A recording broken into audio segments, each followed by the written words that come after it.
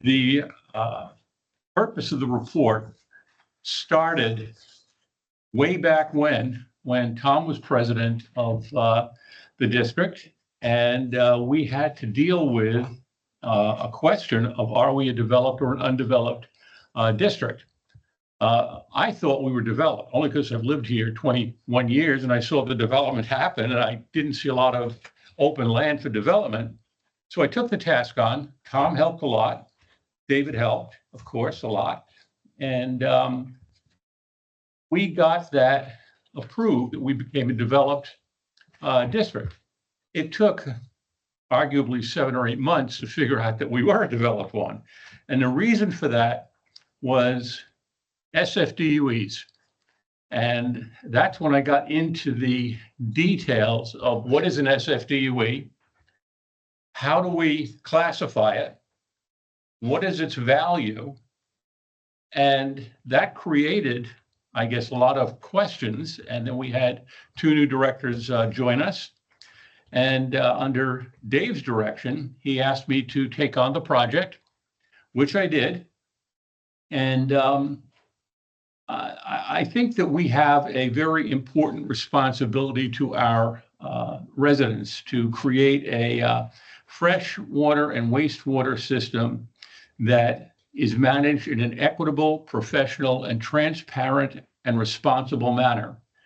I think we have the opportunity to set a standard because we have a great base, a great foundation built by the SJRA and managed by the WWA.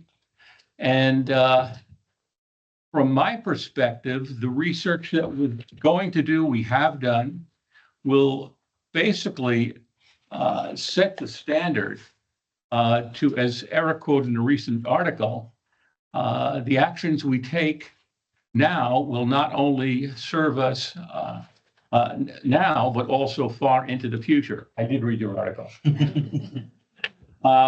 So to that point, I started taking a look at where we are from the SFDUE perspective and found lots of issues and conflicts and frankly, mistakes that were made, and it's human.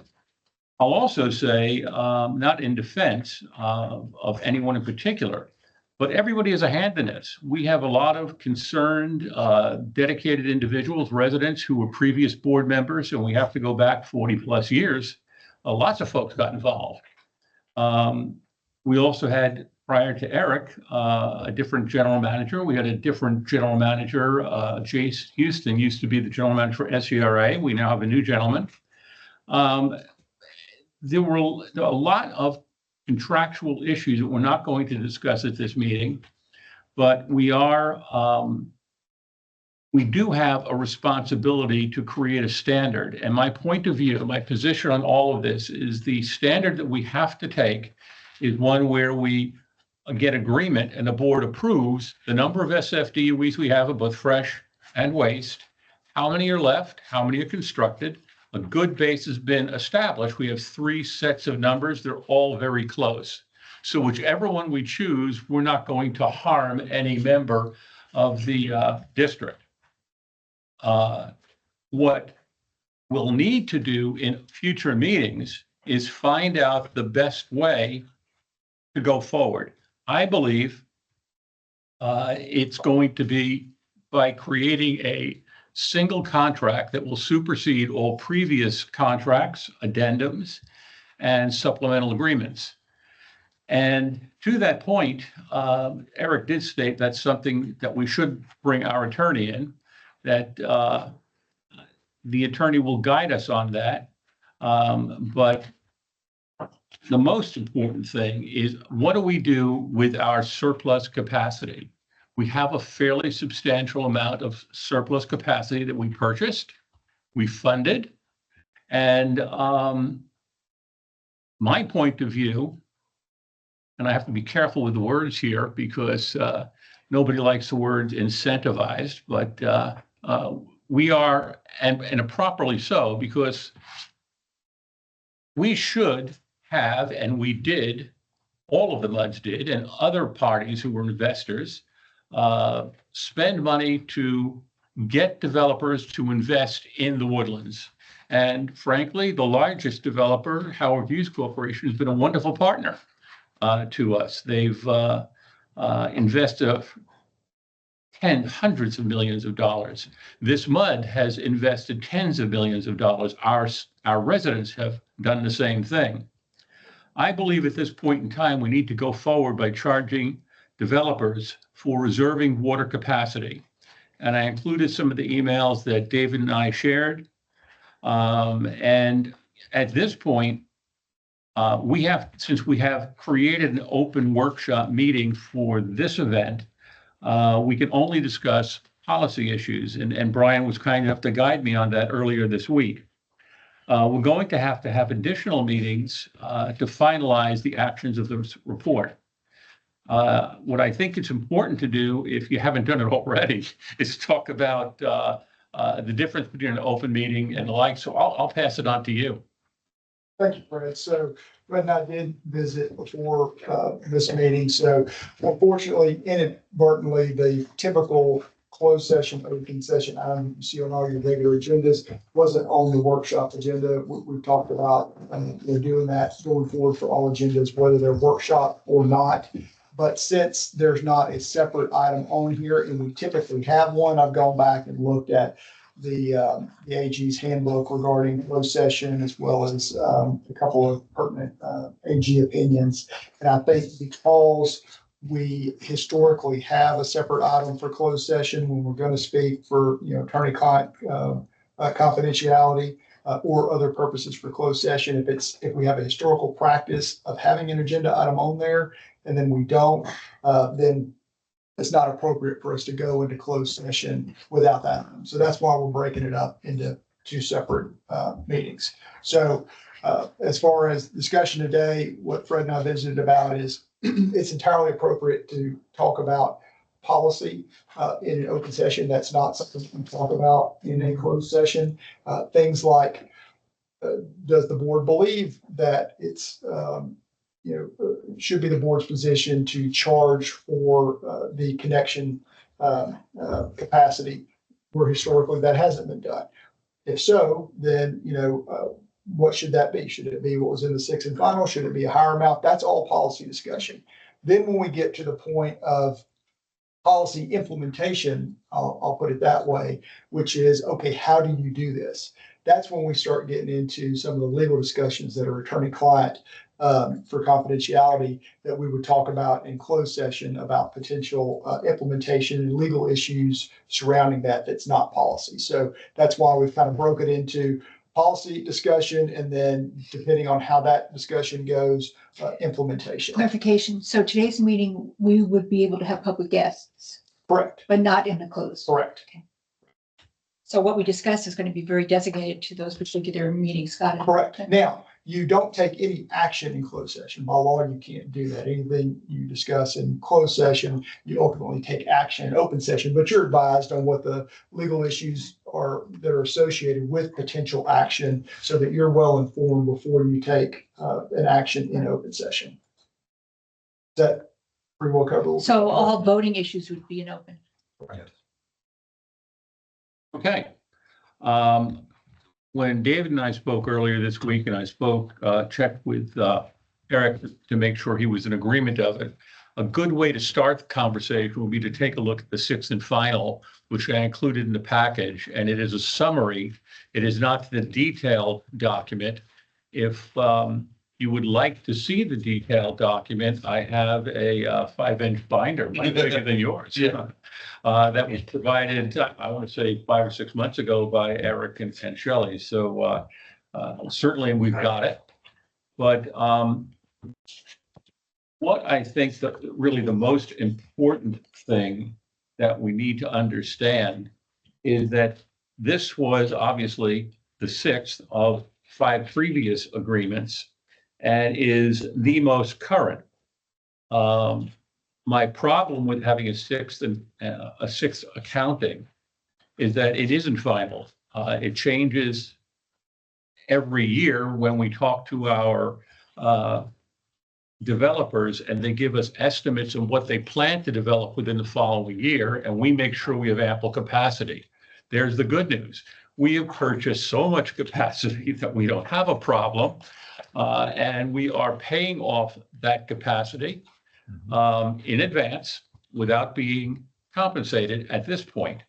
So what this report talks about is what the planning horizon is and some very important items in number 4, current design criteria and estimated usage. What's important about that is we get into the nitty-gritty and details is that there is another classification that's required by the TEQC of help me. ESFCs, Thank you, ESFDs. And equivalent single-family connections. right, In the Woodlands, it's synonymous with SFDUE. it is synonymous with SFDUEs. Single-family dwelling unit equivalents. Right, but in some of the documents that I've researched, there are slightly different determinations of that. Some go on square footage, some go on number of beds, some go on number of connections. And it's kind of like troy ounces and regular ounces if you measure silver. You can say, oh, that's 6 ounces, but is that 6 ounces troy or 6 ounces conventional? So there's a conversion. Is it substantial? Not really. But it's something that I think that we need to basically say as a district, let's be consistent. Let's make it simple. Let's establish a standard and go forward. I don't care if it's SFDUE or whatever it might be, as long as we agree this is the right way to go and it's all accepted up and down the line through the WWA and the SJRA, and it makes sense to our attorney. So this section, item 4, page 3, is kind of critical. We're not going to discuss it until later if we do it all. I don't know if we'll have ample time. If we take a look at the estimated costs, those are no longer valid. We've waited this year, the anniversary will be in 2 months. It'll be 8 years since we had an accounting. In my personal opinion, having done the research and have the documents, I think it's too long to wait. I think if we establish a new standard and a new contract going forward with the SJRA, along with any agreement that is germane to that, that we should update it annually, not only for ourselves, but also for future board members and also for setting the standards within the Woodlands. And I'm fairly positive that would be a great move for every single district and every single director. I'm not going to go into more of the details here because Eric has a lot more knowledge of, but I do ask you to turn your attention to page 5. And you will see where we sit within the revised, what they call revised capacity requirements, item 9. MUD 46, we have what was done in 2018 and what was expected to be utilized by 2027. The fact of the matter is, utilization is not even close to that. But we certainly have that capacity and more. So I'll add that we began this 18 months ago, and we began to look at the table of what SFDUs we had, and we started talking to the guy who manages them for us. So, and we had a meeting with the Hughes Corporation over that. So at that point, before the revision, they pretty much synced up. And I think I don't have the detailed documents in front of me, but when Hughes made the revision, they decreased the requirement, their outlook, mainly because they eliminated some high density housing. You mean? Yeah, I think at some point it's important to describe what this is. Like, you're doing a great job. There's some other kind of backup data I think we need to get to that will make more sense, I think. And that's Whenever why you're ready. I'm lateraling it off to you. Okay.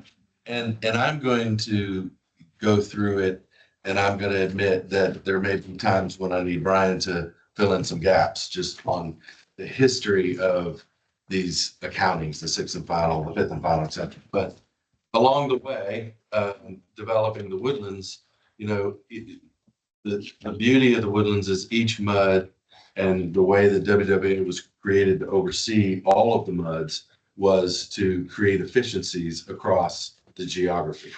Because right now we have 10 MUDs. And if those 10 MUDs had independently developed, you'd have 10 wastewater treatment plants. Each one would have their own. You have 3. You'd probably have 20 water plants. We have 5. So the reason, and so the beauty of it was, but the agreement to do that was that all the MUDs would share in the cost of that, in whatever pro rata share they needed to fulfill the development of their boundary, right?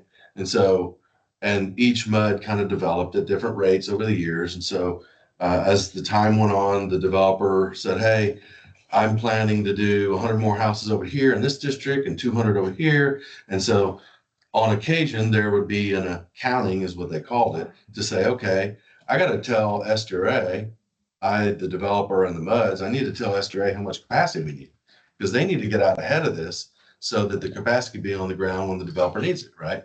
So then my understanding is SDRA would identify, hey, okay, based on what you're saying, to get out ahead of it, I need to expand that plant, build this plant, do that, whatever.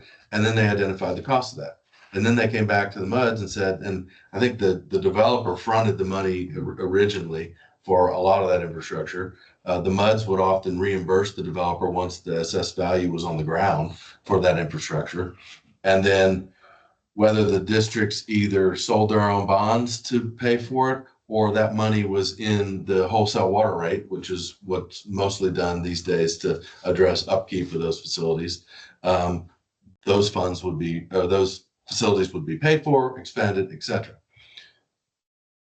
Fast forward 40 years, or to 2017, I guess, or 2016, when this document was updated. This is 2018. It was finished in 2018. It was developed in 2017, correct? Correct. That's right. They said, well, we're almost done with development. There's only 740 acres left of development in the Woodlands right now, out of 28,000 acres. Did I say, yeah, 740 acres out of 28,000 acres is the only acreage undeveloped in the Woodlands, and it's scattered all over. You have 40 or 50 acres, it's scattered. Other districts have, it's just scattered everywhere. And so they said, well, we're coming down to the end. Let's draw a line in the sand and say, and forecast out to 2027, 10 years later at that point. What the developer had to do at that point is take out the crystal ball and say, okay, this undeveloped random track here, what do I think could that be? I have no idea. Do I think it could be apartment? Maybe. Do I think it could be a strip center? Do I think it needs to be single family? And I've done a lot of those feasibilities as an engineer where, you look at location. Is it right on a corner? Well, if it's right on a corner of a major thoroughfare, it's probably commercial. Just you can make educated guesses on the crystal ball. And then you utilize the standards at the time. And in my career, City of Houston, we all go design standards. When you're designing a facility, you would design it off of, that's what Fred was saying, this, per bed or per square, that comment, that was relating to design standards. And typically the engineers in town would utilize the standard City of Houston design standards for how much, if I got 100 acres here and I know it's going to be a strip center or a big box commercial strip centers, or I know it's going to be single, whatever I know it, then I can do some estimates based on this. Well, how much flow do I need if it's got 50 beds or 100 beds or 2 acres or whatever the case may be? I can then estimate how much demand I need, right? And then I can use that information to identify how much capacity I need in the plant and success. Just interject a question. Sure. Using that crystal ball technology or technique, I should say, not technology, but technique, has anything obviously changed with your predictions of the use of a site? Yeah, and that's what Fred was speaking to. So each year, Has it been like 60%, 40%, or just huge? I will tell you that has not been determined. And I'll get to something later in this meeting that Kim and I are working on that is going to facilitate WWA taking back more control of the knowledge, well, of just knowing where we are, because for years it was the developer and there was a sub-consultant that was a GIS database consultant, and they did a great job working together with, the MUDs and SDRA to forecast, because ultimately what they're trying to accomplish is making sure SDRA is out ahead so that it doesn't deter the development that's forecasted, right? We can't get to the point where we say, hey, I need 100,000 gallons of capacity over here. And they say, I'm sorry, but that'll take 2 years to develop. I can't do that right now. I don't have that capacity. So I think that was part of the intention is to stay out ahead. Well, to your point and to Fred's point earlier, that crystal ball, sure. I'll give you an example, 10-acre tract X. It was allotted, let's say, in the sixth and final, in that crystal ball to need 10 units, let's just say, right? And then 5 years later, because this is happening, it's actually, this is a real example. They come in, they now have a user. The user's demands based on those standards is different than 10. Okay, let's say they need 15. Oh, they need 15. Okay. Well, how do we handle that? Well, I've got 150 in all these other crystal ball tracks, right? Maybe I carve 5 off of that to make the 10, 15 because I need it. But eventually I'm going to have to, okay, what I just borrowed from, on paper, if you will, is going to have to be trued up at some point. When it's a small issue like Little that, bit, right? yeah. That's not as huge. Well, as and it's all, drastically changes. and it's all going to be little bitties all over because there's not enough. Something huge that has There's transpired that went from. Correct. Across all the MUDs. There's just not big enough tracks. Now, what could make a difference if, let's just say it was contemplated to be maybe a strip center. It was a 5-acre tract, or it was a 10-acre tract, whatever it is, and they go 50 stories. Now that could make a difference, right? Yes. And so that also goes into some of this analysis too, is there any redevelopment? There could be in the crystal ball, you could look at, of course, redevelopment is a little harder to forecast. They may know some redevelopment, they may know, hey, this old track is probably going to be something else someday. But in 2017, I don't know that they would have known even the Grogan's Mill thing, Right, exactly. I don't know if they knew that at that point. I just, I don't know if they, and I don't know if they've got, what they, will end up doing across the street, how high or whatever far they go. Anyway, so that line was drawn in the sand based on that forecast of 2027. It was determined MUD, 1, 2, 3, 4, 5. This is what you're going to need to meet that theoretical estimated demand. And then my understanding is the MUDs used various funding techniques. I don't know if some sold bonds, some I think had some cash laying around, and they all got basically bought that capacity to give them set that 2027 In cap. anticipation. Correct. So that they would, number one, put it on paper that SDRA now knows, hey, by 2027, I may need this, number one. And number two, the MUDs will have been made whole in terms of knowing that they have purchased that capacity in the infrastructure, right? So, and the other difficult part of development, crystal balling, if you will, is you don't know when it's going to come. You don't know what it's going to be, and you don't know when it's going to come. Again, that could be some guesses, but you have no idea. You can't forecast that. But nonetheless, that's what occurred. So 46 and all the other MUDs in 27 and 18, I guess, as a result of the crystal balling that went into this, bought capacity that theoretically was going to get them out to 2027. So to your point, has it changed?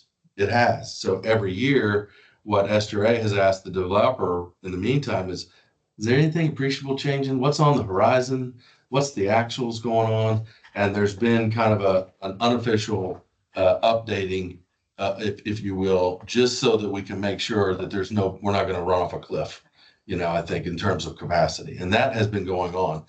But that's been going on, with the developer and this consultant that did this all these years to keep up with that database, because it's a massive map. Every parcel, if you can imagine, every single parcel in the 28,000 acres is separately identified in this monster database.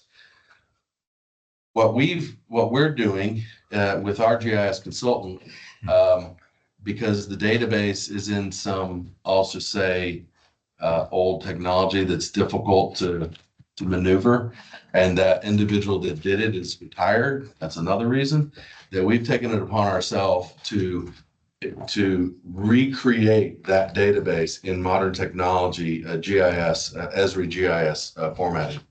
So that what I would probably, and this has not been proposed to the trustees or any of the boards officially, but one of the things that I think we can maybe look at as an idea, because even I think the guy that, had a big hand in writing this, which was the GIS guy, would admit, I think he claims he named it and said, I'm not sure that it could ever be final. I mean, ideally, if all of those undeveloped properties had developed in the 10 years fully, then you probably could have.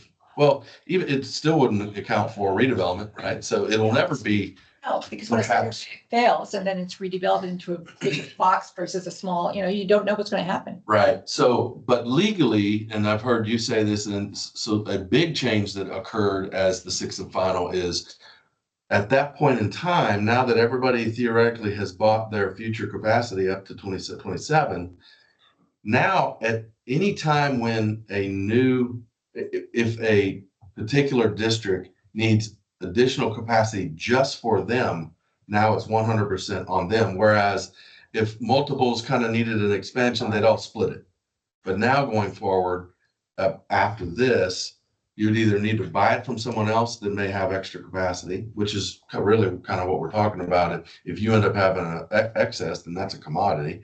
If another development, another MUD that's more active in development or has more developable property is running short and you have a surplus, then maybe there's a deal that could be. So this is really reinventing the concept of taking away the borrowing and putting it into purchase. That's a little stretch probably right now. And that'll work itself out over time as all the districts, fill in and with their development, there'll be pluses and minuses of. In a perfect world, that is correct. However, the contracts do not support that perfect world environment. As noted in the report, there is at least one, possibly two contracts. I don't recall because there's so many of them there to think through and review. It specifically stipulates that the SJRA can take unilaterally from a MUD if it needs it, from MUD 46 hypothetically, and give it to Metro or wherever. And we really don't have any control of it. So the question then came that I asked Ed when we had our meeting. I don't think that's. Well, we disagreed on the phone. I can give you chapter, verse, and contract for that, and it's in the report because I did highlight that. So buried in here is the exact details as to where it is. Right, can you say it again? So what you're saying currently, if another MUD needs something that we have, they can demand it and we have no say. No, the MUD can't demand it. SJRA can demand it. They can't.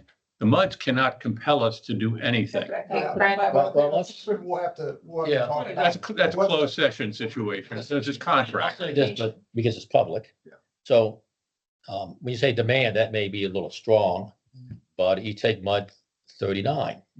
They have some development going on 2978, and they needed SFDUs. So what happened was the developer volunteered to supplement $1 million to pay for those.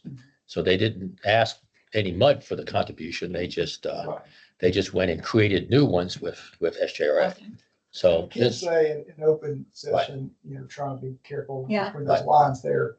Just from being around the boards at the time, I was there for the fifth and then the sixth and final accounting, and kind of what the policy positions were of those boards at the time was that there was a desire to be able to get capacity, as much as they thought they needed through the end of development, and to be able to get that capacity at the lowest cost possible. And so what you'll see is interesting, which, and I think reflects the driving purpose of the exercise, is that the cost for water and wastewater units actually went down between the fifth and the sixth. And so you go, okay, well, that doesn't bear. out if you're trying to get a fair market value. That was never the goal.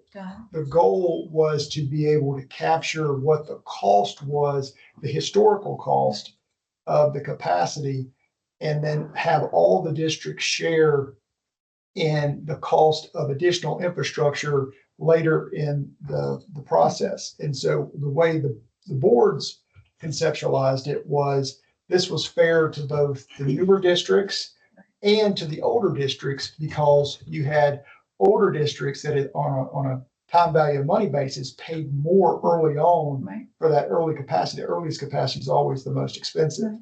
And the later districts, such as Mud 46, with Right. most of the development back in the back, Right. were able to benefit from that process because you were able to get capacity at a historical Wow. cost, not a fair market value cost. And so so that's the benefit to the newer districts. What do the old districts get for that?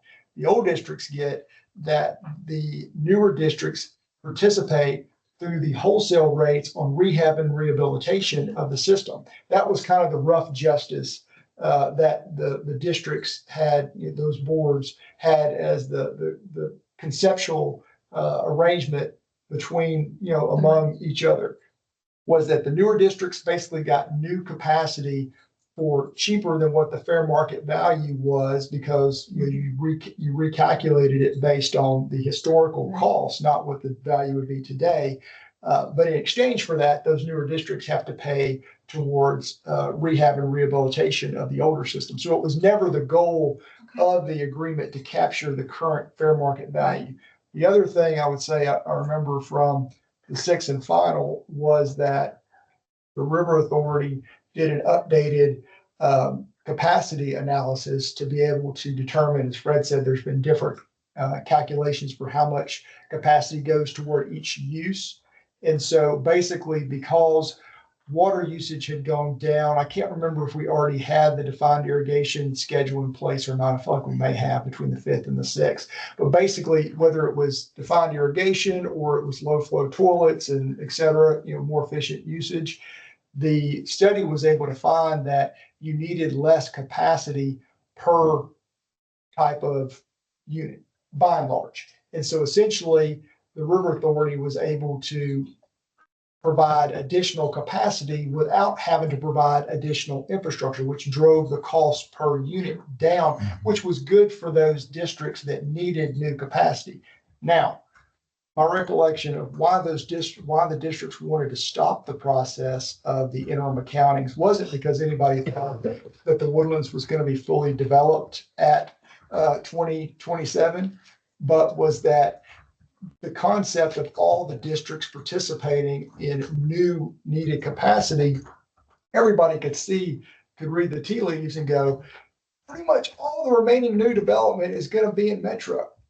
I mean, there was some that was going to be in 67, but a lot of that was captured in the sixth and final because you had Hughes Landing coming on.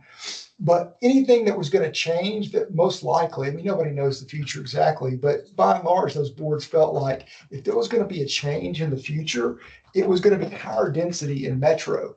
And the other districts didn't want to contribute toward additional capacity in the future. They said, let's cut it off. And what the rule is going to be is in the future, if there's not what we've, shorthand called slack capacity in the system. So not all the capacity in the River Authority's wholesale system was needed at the time of the sixth and final. So there was, I don't know how much it was, but there was some water and wastewater capacity available in the system that wasn't utilized.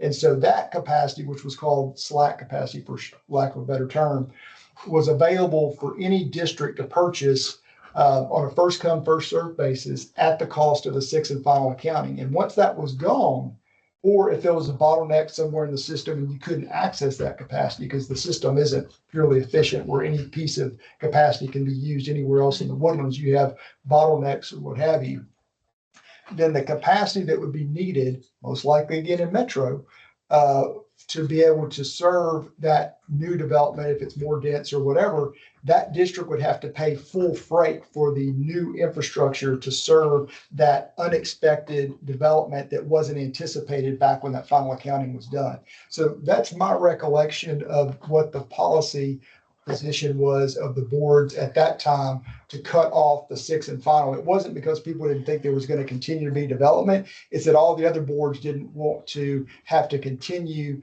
to help pay into further development in just, one or maybe two districts. Clarification on that, though. Nowhere in my report am I advocating that we do that. What I'm advocating is that we have a consistent and repeatable review of what the SFDUEs are and request Yep. the developer to update us. Yep. And the way they confirm their sincerity, so we're not in limbo, Yep. they pay for it. Yeah.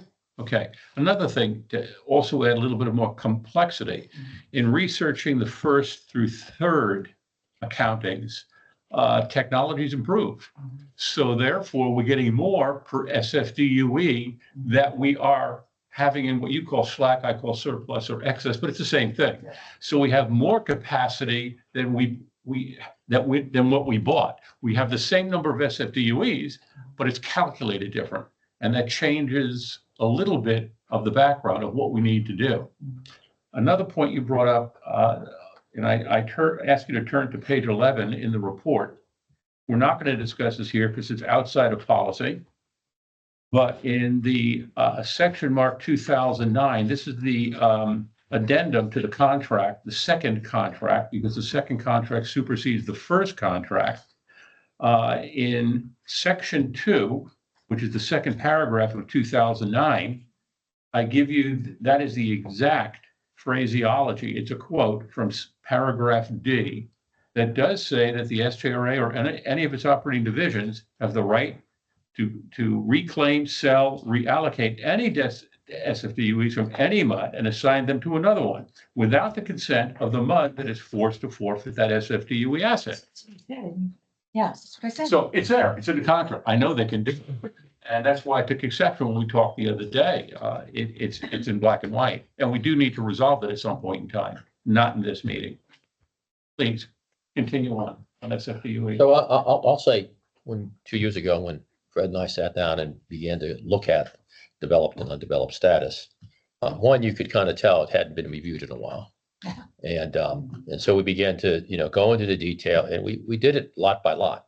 And I'll give you 2 examples. So what really happened was, if you looked at the accounting prior to our review, we were pretty much trued up.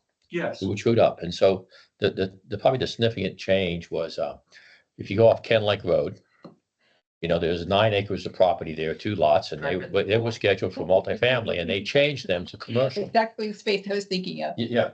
Or So, 2970, yeah. yeah, 2978 Ken Lake Road. So that went from multifamily to commercial. So obviously the number of SFUs dropped dramatically.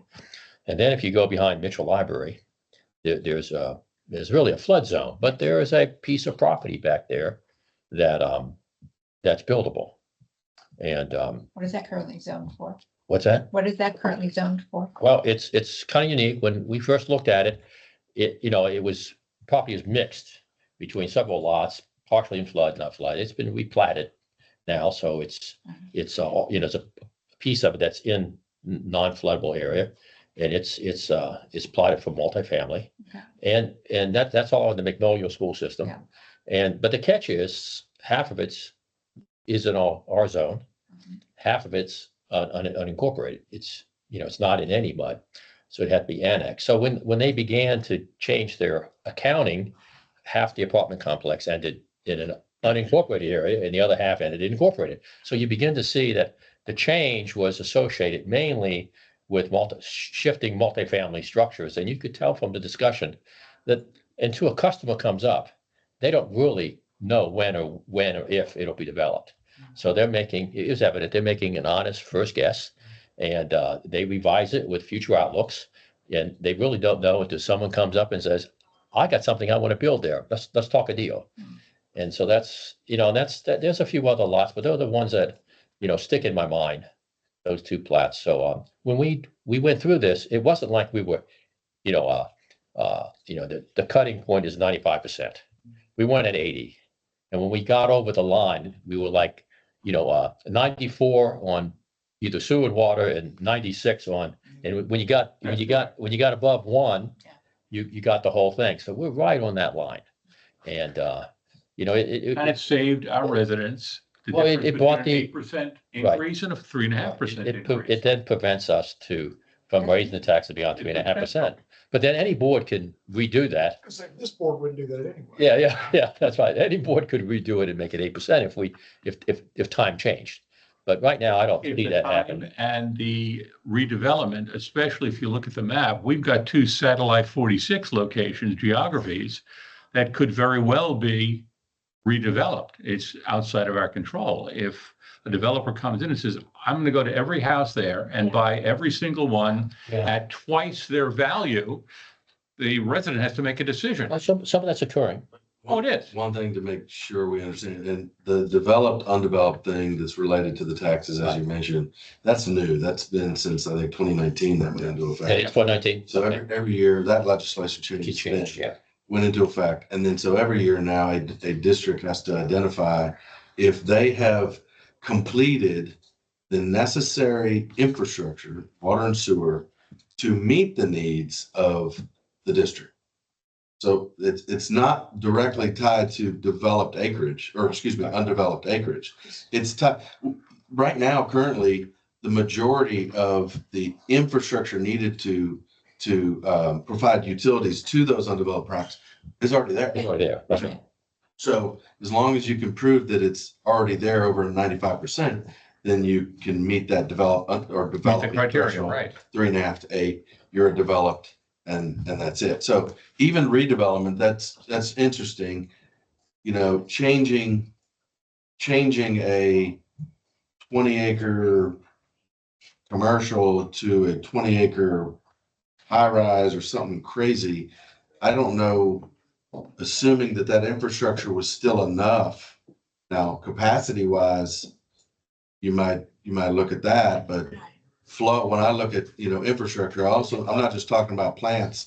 I'm talking about water lines, pressures, ability to distribute the water and then collect the sewer. The bottlenecks that he's talking about is you put too much, sewer pipes get bigger as they go towards the plant or get to a lift station, and they collect more and more and more as they go along. They get bigger and bigger, but there are times when bottlenecks do occur. That's what he's referring to. But so you are developed at this point, which is good. That's kind of how this all came about too, was, okay, well, how do we know, since the actual today, which was I think we started this 2023, was slightly different than the sixth and final. Now, Correct. the sixth and final is the official line in the sand. But when the crystal ball moves, it moves by minute. It moves by day, by hour, by week. It could depend until it's officially developed. It's ever changing. So, But it's still important, I think, from a planning standpoint, to know if there's any big swings. Because I don't want to find out as a MUD that we're about to do something big, we don't have capacity, and SDRA can't provide or we have a bottleneck. I mean, it could be two things. If we have a bottleneck, we got to dig up a bunch of pipe, put some bigger ones in. Yeah. If the plants can't handle a change that big, it takes time, to build, to expand a plant or whatever the case may be. So I don't want to get, hamstrung time-wise to not be able to. I mean, the beauty of the Woodlands, as I understand it, in terms of how this thing came about over the 50 years, was and with one unified developer, is they were able to go at the pace they needed to go.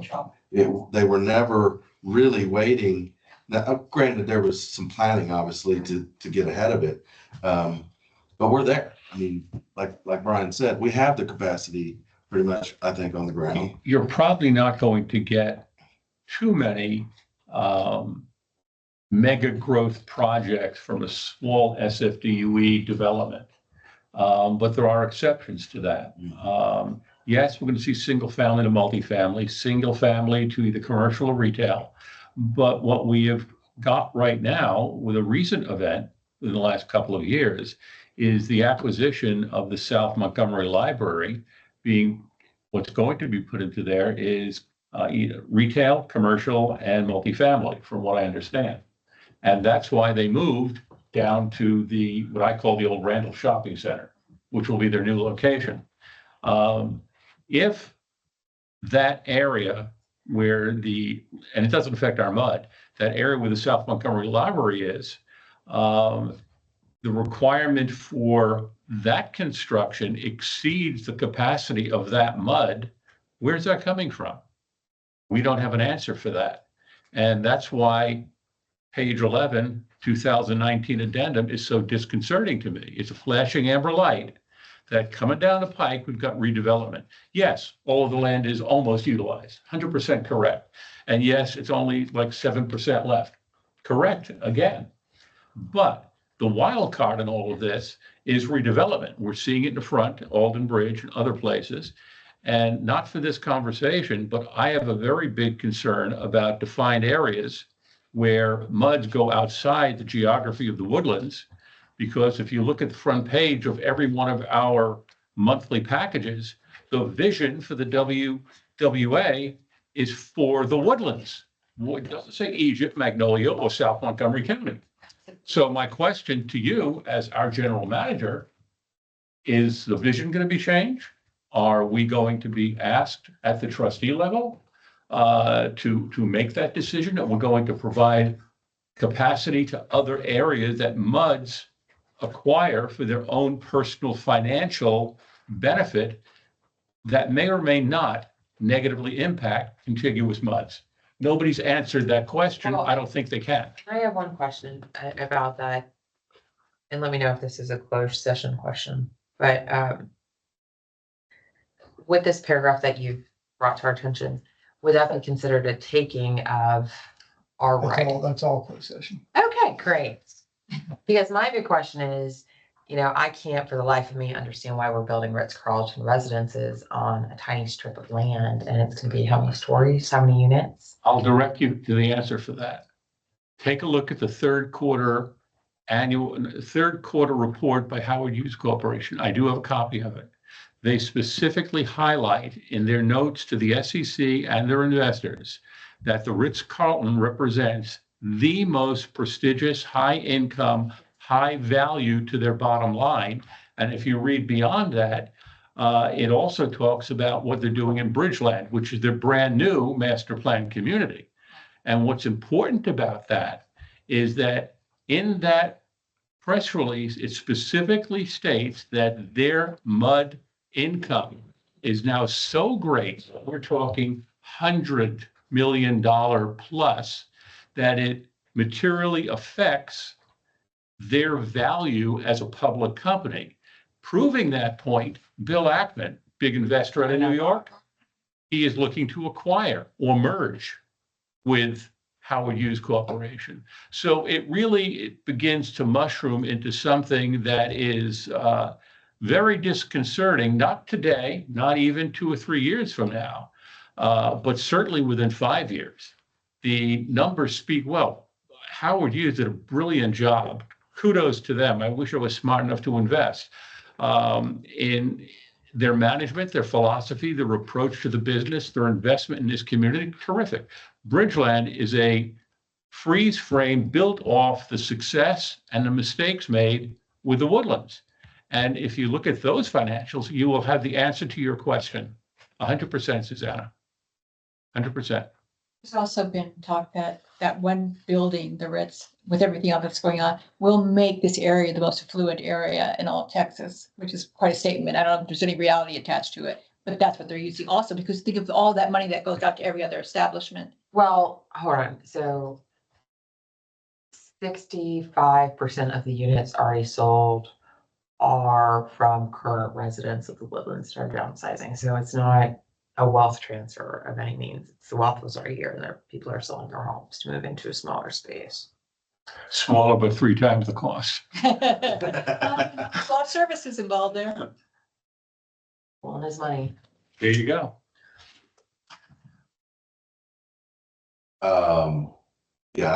So one of the things that I've been looking at since I got here, since I kind of started to understand this, where we came from, where we're going, is I said, okay, I started asking the question, what happens in 2027? What happens to the changes with the crystal ball? What happens if design criteria standards change and the numbers go up and down? What happens to those slight fluctuations? And that kind of ties into what Fred was asking originally is, how much do we know how much excess we have? We won't know how much excess we're gonna have because the undeveloped tracts haven't developed. Once they develop, it'll all wash out and you will really know. But my point is, I would like to create, which that's what I mentioned we're doing right now, is creating a tool with the new database to be able to see that coming, to be able to sit down with the developer and the players involved and say, okay, last year, this, as of the sixth and final, this is what the line in the sand was. Okay, fast forward, we're 8 years in. What changes have been made? And we can look at that per parcel and then do some forecasting forward to say, okay, are we still on track? Do we have enough? Do we not? The biggest thing I want to make sure of is if any district is heading towards, for whatever reason, Tristobal change, redevelopment change, whatever the case may be, that has an appreciable change in their demand needed and to create a shortfall to where they'd have to go in and, do some long-term financial planning to figure out how to, gain some capacity whenever they need it. I don't think you're in that boat for sure. I think you have what you need. You may end up or may not end up with the surplus. It's going to be, probably close. Just depends on, again, who buys what and what they're going to build. We won't know that. But what I'm going to, the part that I mentioned earlier that really hasn't been presented to anybody yet, but I think it's coming, is, yes, this was called sixth and final. I think on the MUD's behalf, and it may not be used as, as official as this per se, or maybe it is, I don't know how it ends up. And I hope this isn't a policy necessarily decision, but I'd like to build this database so that we can do the 2028 accounting, the 2029, Basically, not forecasting. just for forecast, yeah, not to create a big monster No. financing, line in the sand like this was, but more for us to do some long range planning. When SJ calls and says, all right, tell me what your MUDs need, because I need to make sure that I have the capacity for it. I need to be able to answer that question. And I need to get it out of the spreadsheet form. On a personal you don't computer. even this thing is To that point, I'd like to This- retire the sixth and final, and I'd like to create a SFDUE or whatever we wish to call those capacity designations for our MUD. So we go forward. And I agree with Eric 100%. Let's not wait 6, 7, 8 years. Let's do it annually. Make it a point to go to the developers and say, hey, you've got to do it. And to prove that you're not just kicking tires and asking us to invest with no opportunity to potentially get a recoup from our investment, we're asking you to pay for it. Now, to give you some more flavor and background to what I did when Tom was president, I took a look at every master plan community in the United States. There are 814. The best one's here. Pardon me? That's the best one's here. I didn't go. know there'd be more. That's Well, I looked at those that were in process of development, not those that were vacant land looking to Got invest. Like we have a couple north of us that Yeah. could be master plans that aren't going to really make it for years. But I took 14 as a benchmark, small, medium, large. The oldest one is Reston, Virginia, 50 plus, 60 plus years ago, maybe more, 70 years ago. And I think, I'm sorry? I've been to Reston. Yeah, I've been there too. The gal who's one of the senior officers there, and they do have a corporate structure there. I asked her what they went through. Well, her father was the original general manager, so it's a generational situation. Good news, you have good data to find out how they did what they did. And she gave me a lot of learning. So I went back and took a look at the 14 that I found that I felt would be appropriate for where the Woodlands is now. And I removed those on the bottom, those that were not at a developmental stage where they were still investing with the developer appropriately to make it a more valuable master plan community. Took those off the table. I contacted 3 of them, and they were kind enough to share time with me to explain what they went through and what they're going through. And the most important thing that I learned, there is no fixed dollar amount that says, hey, you now are really a productive, positive, cash flow, great master plan community. You're drawing people in, you're drawing populations and businesses in, you're ready to continue to grow, but you don't have to sponsor.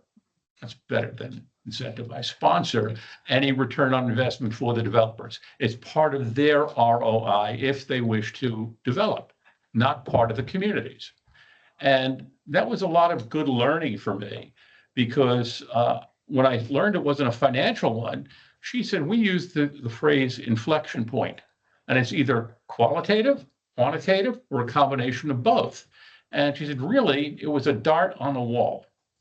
There was no fixed number or fixed approach, but when they saw the growth year over year, the reduction of the amount of real estate that was available for development, they said, enough's enough. And in most cases, they stopped. In this case, Reston stopped. Scottsdale stopped a little bit later than them, but it was 18 years after their start. Scottsdale was at, I think, 29 or 30. I forgot. I have my notes back at the house. I didn't want to bring all my stuff here. And I forgot what the last one was, but it wasn't relevant because I was just using it as a benchmark to find out where we stand as compared to similar master plan communities. And it was enlightening. So I, in turn, said to myself, okay, would 7.6% remaining land real estate for development equal an inflection point or a return on investment point for us that we need to stop supporting the ROI for our developers? My point of view was yes. That was one of the critical points of the report that I put together. And to that point, Fred, the ones that you used, the 14 or the 3 that you spoke to, did they have a fixed percentage that they used as well? no, Okay. no, it was qualitative. It was, So if no percentage, okay, interesting. they were struggling just like we are. I mean, all of the comments made by Eric and by Brian is correct. How many were owned by Howard Hughes though? None. I did not contact anyone that was owned by Howard Hughes. Why would I? We have one right here. Oh, I know. Perfectly good one. I could probably take a look at Bridgeland and see where they stand, but their numbers are a straight uphill. I could probably get through folks out of New York that I know what their investor participations are. Because I know they made one for the Q3 2024 that was in the press release. But I wanted to keep this factual and away from any potential bias in my looking at this report. I was trying to make it fair and documented based on the documents that I have in my possession. So I couldn't be accused of not doing a proper and professional job for this report and for this MUD. And I think, unless you disagree, Eric, this is a good segue for talking about the first policy issue. If you'd like, is there any? What is that? Which MUD 46 SFDUE capacity calculations do we approve? See report page 14. Also ownership in item 1. So what I did, let's go back to item 1.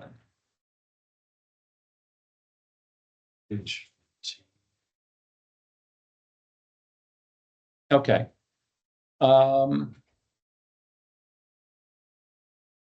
Does anybody disagree with any of that so far or have any questions before we move on? I'm just kind of stunned that other land communities didn't set a kill point where a certain percentage of land you use based on traffic patterns, congestion, parking. We haven't talked about that because that's under impact fees and that's a subject of great disagreement. Yeah, To me, it depends on the political structure of the community. Yeah. You Interesting. mean, that's a, you know, Yeah, it's it's a- really policy based. I mean, with representing other districts, I mean, Yeah. it really depends on the board and how they view development and So when the Woodlands was first developed, way before my time. I know, 50 years ago, whatever. There wasn't in place that we will only develop X percentage of the land available. I couldn't say. That stuns me. Okay. You're talking about how much would be open space versus Yeah, development. definitely they did that. Yeah. That was part of the plan. They have a master I plan. just presented on it last month. Oh, so, okay, yeah. Yeah, with, All right. yeah. Yeah, the grand land planning that Willis Development Company, or which is what now we call Howard Hughes, because it's been bought several times. But yeah, Willis Development, in their planning on the napkin and all that, they wanted to make sure that, you know, they had significant natural space. Yeah. And so there wouldn't be any redefinement of that to develop it. To my knowledge, that is not a thing that I've ever heard. Right. I wouldn't expect. But a lot of it's in floodplains and things like that anyway. But yeah, it's for drainage purposes and open space and parks and things. So that wouldn't change. I think, and I've experienced it too. A typical mud, let's just say, I started with a mud that had a board. When I started, I was with them about 20 years, and they were about 13 to 1,500 connections, very small. 20 years later, they were 9,000 connections. So they had massive growth, right? Well, all of that growth wasn't in the original acreage of that development. So over the years, developer, and again, they didn't have a master developer. They had 25 developers. It just grew. So But- around. But at some point, they got to a point where you look at the map and you look at the developed properties around you, you look at what major thoroughfare you might be bumping up against, and you might say, as a MUD director or a MUD, I don't think we need to go past this, or I don't think we need to go, or there's no land this way. We can't, you know, and so that's happening right now in the Woodlands. I mean, we're not going past 45. There's opportunity at 1488 maybe. There's a little bit on 2978, and you got a creek on the south side. So it's pretty much built out, and there's not a whole lot of room even to expand beyond the current boundaries together or altogether. So I don't think that's probably going to happen either. Just can't. So what we're concerned about is repurposing, redevelopment and being prepared for it. My opinion, just been here almost 2 years now, is that very thing. I think our biggest growth over the next decade is likely going to be redevelopment. Where and what and how and to what degree, I don't know. I know some things on some things that are, you know, more near, but I didn't bring this with me, but because I didn't think we were going to get into the details of defined area and growth outside of the Woodlands. But Howard Hughes issued a press release that was, I think, in Hello Woodlands, that had a plat of the geographical boundaries of the Woodlands that he defined quite well, talking about two major growth areas: major west of 2978, south on Kirkendall, and a new 152 acre location that they're looking to develop. I don't know how it's going to impact the MUDs within our WWA, but again, it's part of the flashing amber light. I do have the printouts of those, but not with me because I didn't plan to discuss it. 152, where was that going to be? You know? Because I'm trying to think out, like past Kirkendall, past Creek. I think that's the Creekside That's already floodplain park area that. Yeah, south that of the Woodlands. South of the Woodlands, or south of the south. Well, edge. but it Wait, could be Built in claimed. a floodplain? I was out there today. Yeah, That's why I those was. parks. No, I meant like putting housing units in a No, it's floodplain. parks. Okay. You wouldn't, Yeah. you can't do that. There was a huge flood in I think it was, the subdivision was Terramont, south on Kirkendall, across from the Carlton Woods. That area was totally flooded out, a huge amount of losses, and has been rebuilt. Again, it's just a flashing amber light. I think we need to get into that in closed session. I agree with Brian on that, because it talks about details and how are we managing our infrastructure growth, or are the developers managing the MUDs and the township? And I don't think that's correct for this conversation, is it? Not if we're talking about the protection and. Yes, that's what we're talking about. Yeah, so we hold that, and I agree to hold it. And I'll bring those documents. In fact, if anybody has any more information that they need, let me know. I got it. So to the point, page 14, we have been presented, and I have the documents with me for this, for the current SFDOE ownership by MUD 46. The first one is in a sixth and final. You have it in that excerpt that I attached to the agenda. There was another one, LGA Engineering, which I think I also attached. If not, I have it here. And then there's the Woodland Agency. Eric Peterson gave this to me in the same document of sixth and final called Current Land Use Database that was updated. Frankly, I don't care which one we use. I just want to put a stake in the ground so we can go forward. So this next year at this time, we can say, okay, we're to the point that Eric made. Where do we stand against what our developers in MUD 46 want to do versus what our capacity, remaining capacity is? And I'd like to open that up for discussion, review, comments by Eric, because all two of these were provided by you. Yeah, both of those were done by LJ. I haven't done one. Oh, well, I didn't, you gave it to me. I So I did, just yeah, identified yeah. you. No, absolutely, yeah. Well, and both of those have changed now. I mean, like I said, every week, every day, that crystal ball could change. So I wouldn't want to get caught up in the minutia of trying to make this as accurate as possible per day, because you never will. No, but that's why I use the phrase of owned, which is factual, because we paid for it. Constructed, which is factual, because they're gone. Right. And the only question is what's remaining. And any change to those numbers are a function of the improvements in technology for the SJRA in the infrastructure that they built. So if their capacity improves by 2.3%, these numbers would go up, or if it reduces, would go down. So these are the three sets of factual data that we have. And I open it up for discussion, which one that we should select for the purpose of stating this is what we have. Because that's going to be the basis for when we contact, or when developers contact us, that's better said. And we say, okay, you want 600 or 250? This is what a check you have to write us once you make that for us. And to give a little bit of background too, Please. that top one, the SFD, the one's tied to sixth and final. So that is something that is tied contractually. Yep. The other two were as a result of the legislative change, as LJA was trying to give you a recommendation on whether or not you were developed or developing. Correct. So LJA went out to do that analysis for the purpose of identifying developing or developed. And so those were, you can call them interim, they were essentially interim crystal balls to better assess where you stood in terms of the developer developing. I think, the line in the sand that's official contractually was sixth and final. Now, I think that is maybe the starting point, but then you kind of say, okay, from a policy standpoint, how often do we want to relook at that? In the past, they were called interim accountings. This one was called final.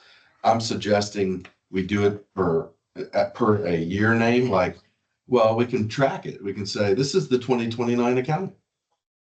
So- It may not have any contractual basis per se, because this does, as far as what you actually own, but it'll be a planning tool for us. We could probably use it to confirm developed or developing.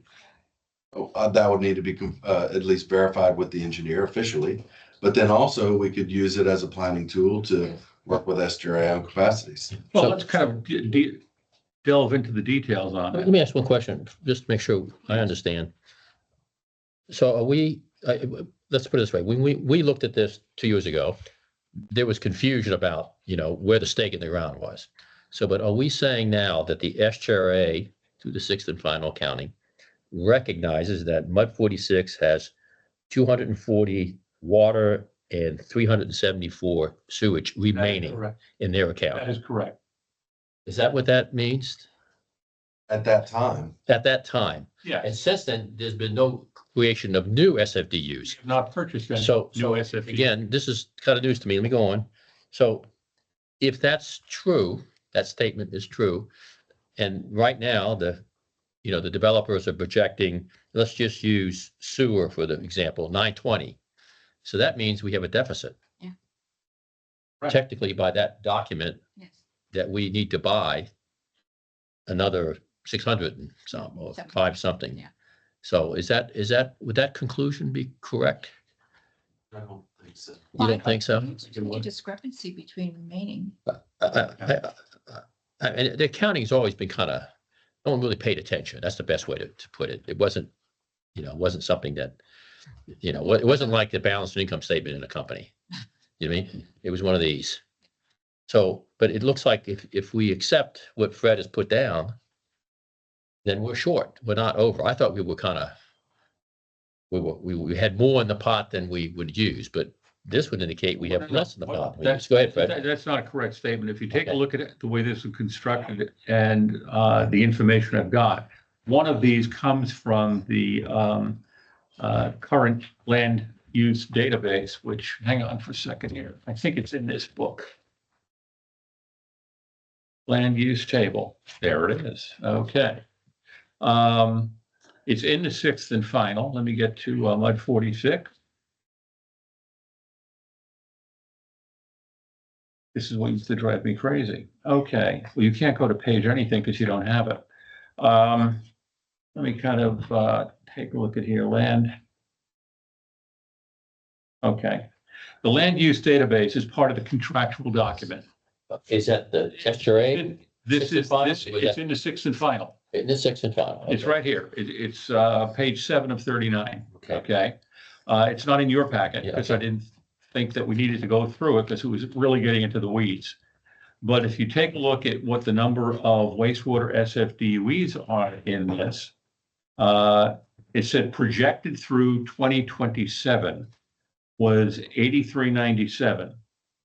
Okay, the fact is, That's what your letter says, 8397. yeah, 8397. However, the land use on construction from this report shows that we have 920 remaining because wastewater SFDUE purchase was up to 9,065. I guess I should have made copies of this. So we repeat that. I'm Yeah. a little Okay, confused. as I interpret this, the SFDUE purchased through March 2018 is detailed here.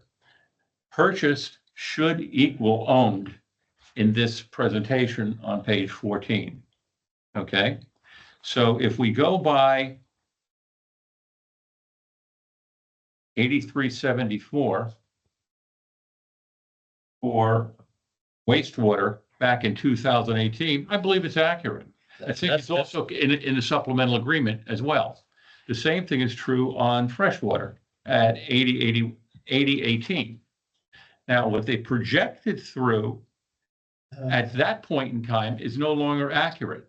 So I don't see those numbers in The this. numbers are different for our report Here, from what can you're you reading. pass this over Yeah. to him? From what you just did. But I agree. If I thought I was going to get this deep, I would have brought Yeah, mine. the forecast for, that was done for that report, for that 6th and final is no longer valid because the developer has changed it numerous times, just like Eric said, and it's a moving target. We all know that. So what the developer forecasted, from my view, is irrelevant because they have no skin in the game. We do. So that's why I think a better way to approach this is take a look at what we own, take a look at what's actually physically constructed, and that gives us what's left. It doesn't tell us what the developers are forecasting last year, this year, or anytime in the future. We don't know. There is no deficit because we have no factual number. So that's why I created it like this, because we do know for a fact how much we bought. We do know for a fact how many were built. And that's the last number we have. So I just did the math. Remaining is math exercise. But if you look at those numbers on that sheet, they differ than to the Of numbers. course they are. But from the sheet, you said, That is forecasted through 2027 by. I'm looking at the 2018 number. They don't agree. 2018 and what? The right-hand column. So what you've purchased and that's, I think there's a typo on here. It should be 8396 And that's versus 8397, 8396. Six. And What then does it say on there? 9065. I actually highlighted that. That is but it's only one. Like I said, everything here is de minimis from my view. Right, but that's what you want. 8397 right there. I know, but this is, That's, this is water. And here we have water as 8397 in this 8. That, And this is, the sewer is number is different too. So you, see, don't look at the 27, I'm number, looking look at the 18 Yeah, number. so page Yeah. 14, that top 8397. column is, You the wanna- top column, that first Right. indented section is correct on owned, except for the typo on Okay. 6 Okay. and 7. So you said we have 8397 owned for Six. water, 8396. 8396 for Yeah. water, And 9065. 9065, okay. And that does match this. That does match that. Okay. yeah, there were two sets of numbers here and there was probably a mistake Yeah. in the Yeah. sixth and final. Well, there was one place where there was a typo and one Okay. place where there. But like I said, Yeah, If where we- the math gets wonky is, well, what has been constructed, That- actual flows versus to be developed versus the crystal Yeah. ball.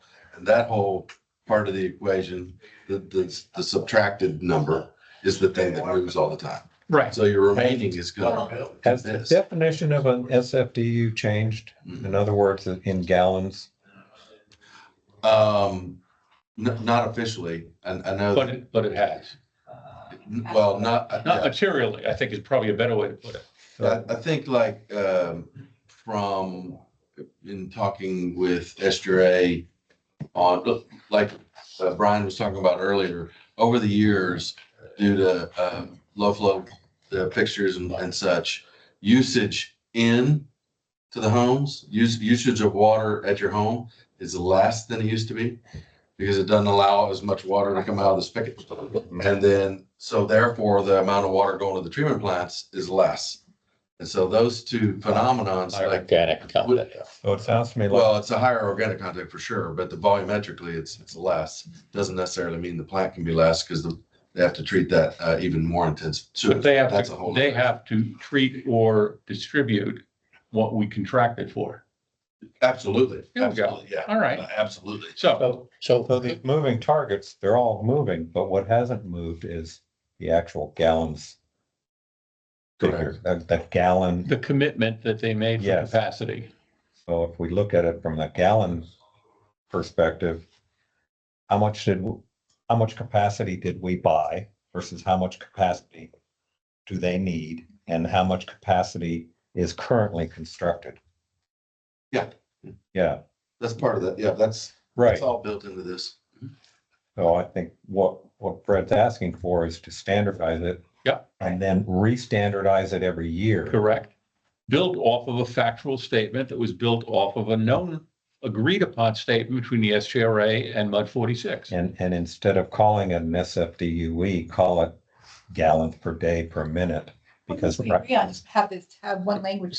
exactly. But let me ask, SFDU, that's a water industry terminology. It's a water industry terminology, Yeah. not unique to the Yeah, Woodlands. I would suggest that we standardize on either that ESCF. No, I mean, I think the Woodlands has used SFDE forever. I think what you need to focus on is what are the industry standard, design standards? How are they changing? Because when I first started designing 25 years ago, you would build a treatment plant at well over 300 per unit. Well, now it's 217 or 200. I've seen districts where we can prove that the flow's 175 per unit. But you never would have designed anything like that 25 years ago. But because there's that much less flow coming, volumetrically, you can build less volume. Now, I'm not gonna get into the details on treating sewage, but Yeah, yeah. because strength has a big thing to do with it. But that also has an effect on water too. So if I designed a water plant 50 years ago at the standards then over the years, my capacity per connection likely has increased. See what I'm saying? Yes. Because I'm using less, but I have this much. But every time you change the definition of one thing, you need to change the definition of everything else.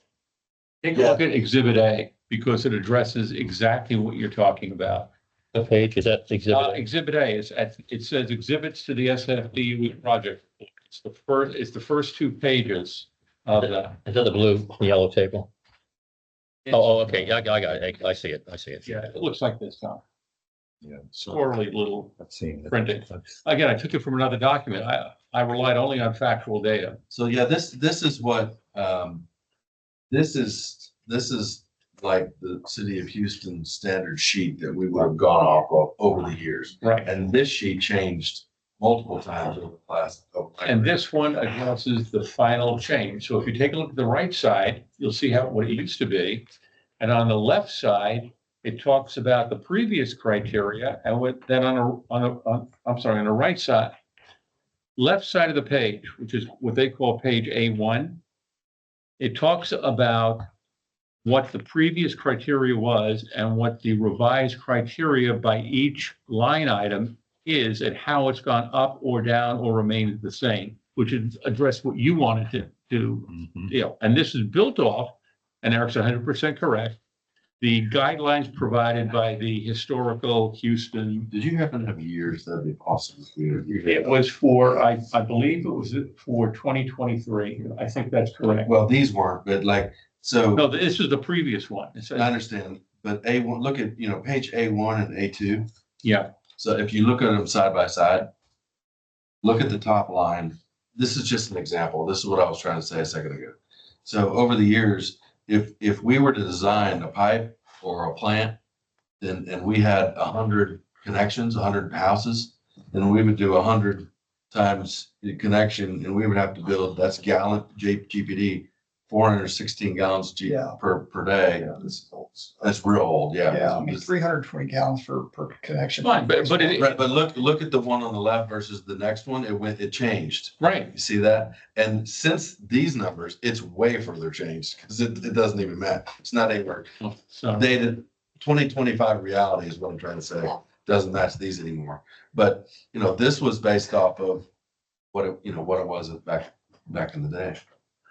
For sure. so anyhow, the question that's being addressed right now is which one do we want to agree with as a board, as a policy, that this is what our current SFDUE rate is. Oh, say that again. What page you're referring to? Page 14, Page the 3 14. choices of SFDUE's owned, constructed, and remaining. Let me ask you this. When you say constructed, where's that number coming from? All of these numbers came from either the sixth and final, the LGA engineering report from Cole Well, I Carroll. understand that, but just getting 80, let's take the first line. I mean, this was difficult 2 years ago. So when you say we had 8396 that we purchased and we use 8157, and so we have 240 left. Okay, is that a true statement? Based on the sixth and final, that is a correct statement. It has nothing to do with the year. It has to do with the sixth and final. Okay, so, but again, between the sixth and final and today, we've used 8157 water SFDUs. No, I don't. Well, That's not an accurate statement. Well, I think you have to have that accurate statement if you're gonna say where you're at today. so the sixth and final came out in March of Of 2020. 2018. Yeah. And at that time, on that day, that is what the number. Right. That is correct. Okay. Right. That's right. So The what have we updates- done The since up- the 2018? updates from that, okay, the 2 following sets of numbers. And as I said when I started, They're low. I don't care which one's which. I'm not looking to pump something up or reduce something. I'm just trying to say, let's create a standard, because the difference between any of these is, I wouldn't say, I'd say negligible. So let's say I'm a developer Yeah. and I come and ask for 100 SFDUs in water. Right? And let's just use a bigger number, 1,000 SFDUs. And, the SRA is the final arbiter, I would assume, of, how do I know that I have enough? Yeah, this happens every day. No, it does. The developer will call or Howard Hughes will say, hey, I've got a guy that's interested and this is what they're thinking about doing on tract X. Let's look at the line in the sand as of sixth and final. And every one of those parcels had an identified amount allocated. Is the answer yes or no? Do we, or did this allocate enough for this tract or not? And then if not, do we have additional somewhere else? If not, then the question would go to, I keep pointing to the empty chairs, but we would go to SDRA and say, hey, is there enough slack capacity, for instance, to offset this? And so that would kind of be the line of questioning. I agree with that, what you said. What The you're question is, saying- where does that number at today? Yeah, I So think, that number changes on a daily basis based on your phone calls. yeah. Okay, They- would you know that if we turned to you and asked you how many do we own today, Right, would you know the answer? probably not. Okay, and how long would it take you to come up with Well, that? that's what we're working on. So Okay. That's the GIS system. So, I believe so. so getting back to Our Fred's intention. question is we need to determine how many we have, since we can't until you get that done. Here's what I did to help that. I took a look at what Wilson McCoy did, and I requested of Eric to give me a list of every single undeveloped tract in Mud 46. I have it right here. I then asked, when I met with Wilson, I said, I would like to know by location where it is, first of all, in Mud 46. What's the MCAD pin so I can identify it on a map?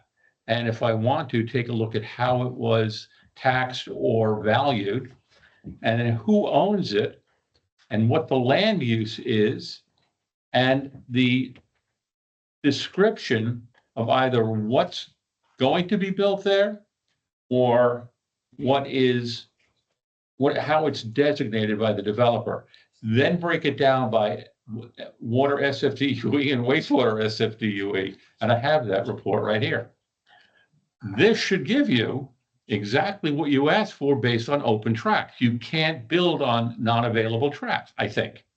You can redevelop, but yeah. Yeah. Exactly. Understand, but yes. So Yes. if anybody wants these documents, I'll just ask you to have copies made before they leave and they can take it with them and study it. But these are factual numbers that, again, I tried not to make anything up here. I tried to base everything on fact. So. But is that the same sheet we got 2 years ago? Yeah. Pardon me? Yeah. Same sheet we got 2 years ago? That you passed out? So, so to answer, Tom, your question is, I think what I see happening is once we've built this capability to keep track of this, with our system that we're building, I could answer that question. I could print out a map and show you. I could print out. Based on what you're saying is I'm looking at daily data entry. So at the end of the business day, press the number and you have where we stand exactly, but it has to be done daily. We're not gonna update it daily, but yeah, we'll. You just told me you're getting requests daily. Yeah, but It's across all woodlands. it's across the woodlands. Yeah. I don't think I've gotten anything in 46 anymore. But As an interesting point, that list that you're holding there, Tom, brings up plenty of questions. And I have a list of every contract. I don't have all of them. The summary for our district, general district information, the SJRA contracts and supplements, and other agreements, Bear Branch contracts, interlocal agreements, miscellaneous agreements, yada, yada, yada. And one of the items there for Wood Forest, which is called the Con 10 agreement, I don't know a copy of, and I need it in order to validate that. Have we finished financing or building all the connections for the Con 10 agreement? We don't pay until they claim. No. The letter of agreement between Wood Forest Bank and Mud 46, which predates all of us actually, except Brian. That document specifically says that if we paid for it No, we did not pay for it.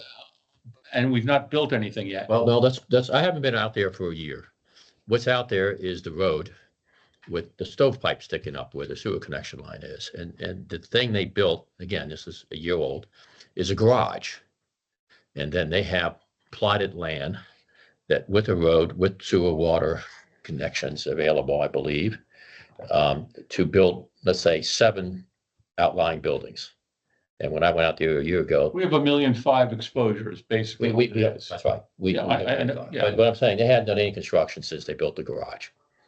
I mean, their So- bank office is next door, in another mud. You see, that's contingent liability. And Right, I it's, understand. it's in this document. I don't know if it's in the forecast that you talked about for the developers, but I know that we I have would it. think that's been consumed already because they're not pumping, but they installed.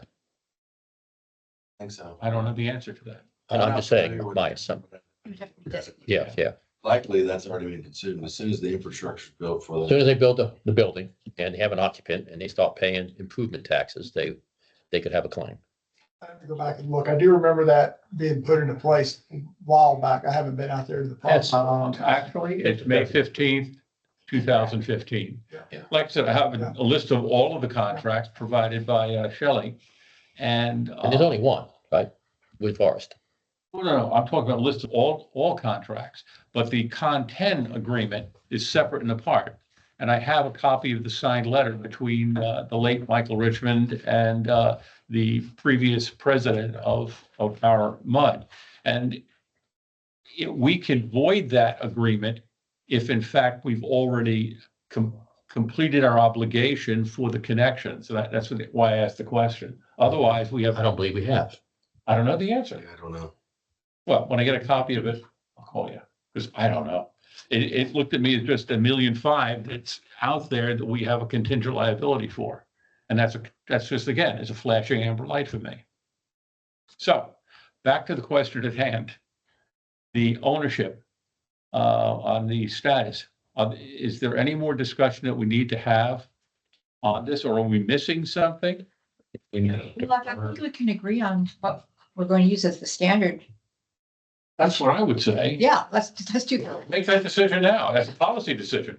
Let's do it. So, and what's that decision? To use SFDUs?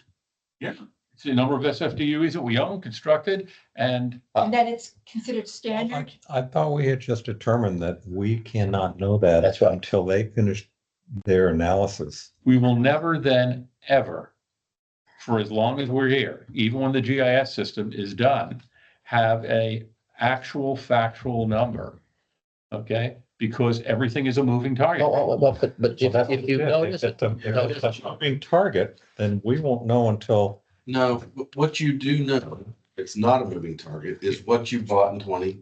that's right. We know that for a fact. That is the starting. I agree. That's the starting That point. is Every correct. year, every week, every minute from then up until today, and then, going forward, it's doing this, right, along the way. But as an example, the only development I know since 2015 probably is the Wood Forest garage. So, how many did they use? I don't know. And And what I'd like to be able to do is when those do come in, we update this database, and anytime someone would ask, yep, here we are, this is what we got. This 10 just got used with this deal. Yeah, that's right. That's right. Right. Update it, Right. and then, next year, and then. But we did have that. What would take a lot of the air out of this moving target is if the developer basically said, I want 100, here's a check for X million dollars. That takes all of the air out of the conversation because they're prepaying it, because we have a scarce resource. And the only way for us to increase it is to go back to the SJRA and ask them if they can increase the capacity. And when they say yes, we've got to prepay them to deliver that excess capacity. But if the developer has no skin in the game, as I said earlier, they're under no contractual obligation to give us a nickel. Yet we've already spent our residents money. So it's really kind of critical that we basically put a stake in the ground and say, this is the number that we're using. And frankly, I'm agnostic to it. I really don't care. I just want to say, let's have a number so we can know where we're going. Eric's 100% correct. We know what we bought. But if somebody says, hey, I'd like 300 because I think I'm going to be putting in a retail section building there and maybe some carnival rides and entertainment venues, and I'll need 600.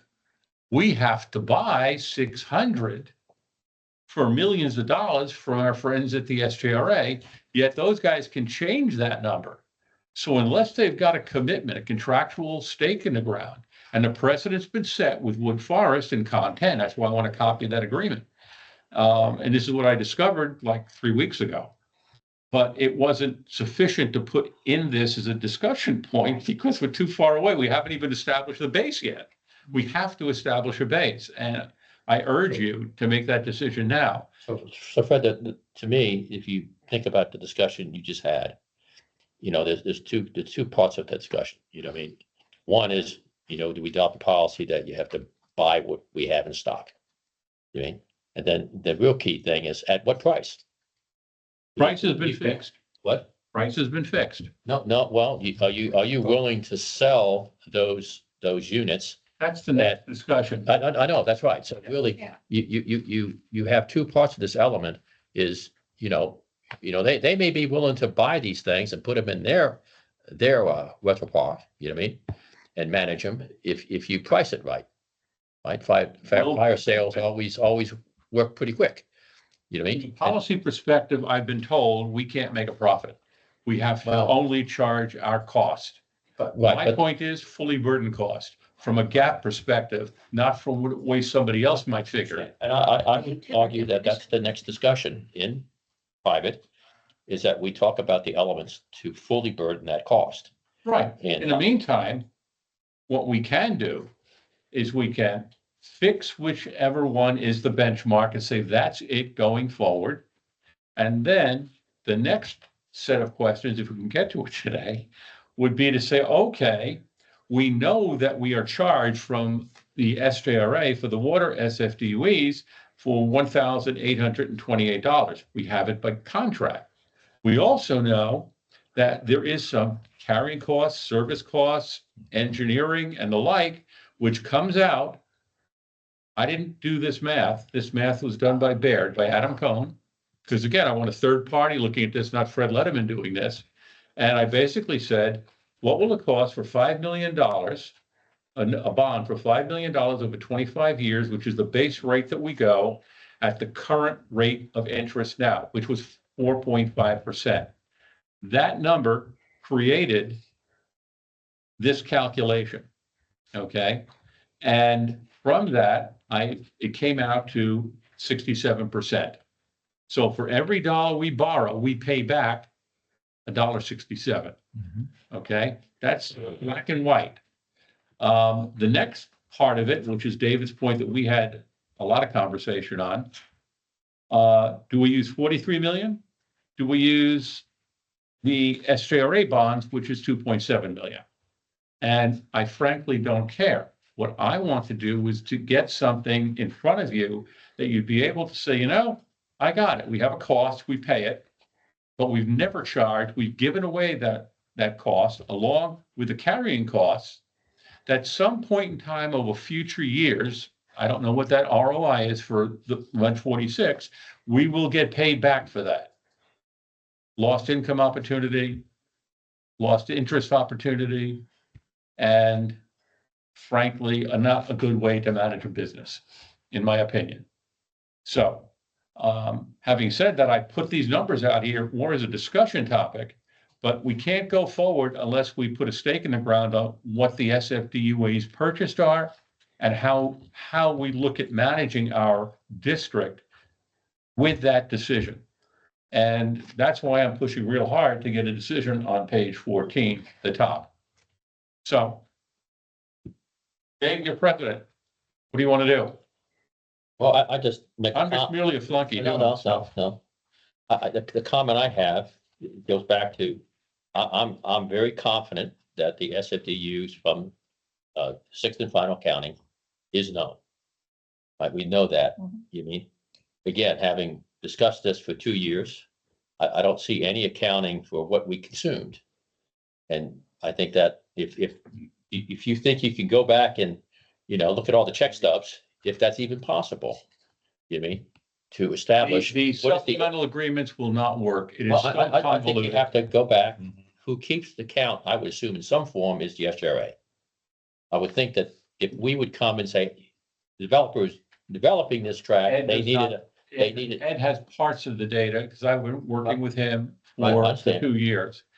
And I would accept a letter from them stating what their opinion is. It's not SRA, yeah. No, Not I think SRA? it's Woodlands Water. Yeah, it's Oh, it's okay. the database we're talking about. No, you're gonna have a Let me- database, but you Let don't me have. ask a question. Well, there is one. Yeah, it's what Wilson has created. It's what built So this. can you tell me from that database, every year since 2018, what was constructed?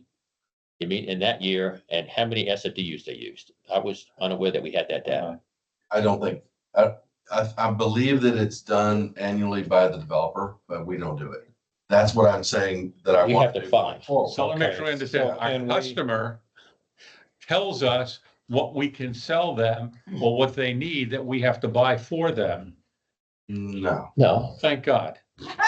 no, but So- so, In order for us to plan the utilities to meet the demand, we have to know from them what their crystal ball tells us.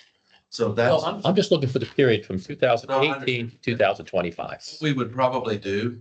is- Best guess. What we would probably writing. do is look at what created these numbers in the Right. sixth and final. They And- do have a property list in there. Correct. And we would go through that property list and say, okay, what has been developed and what hasn't? Yep. And compare what was What was, contemplated here.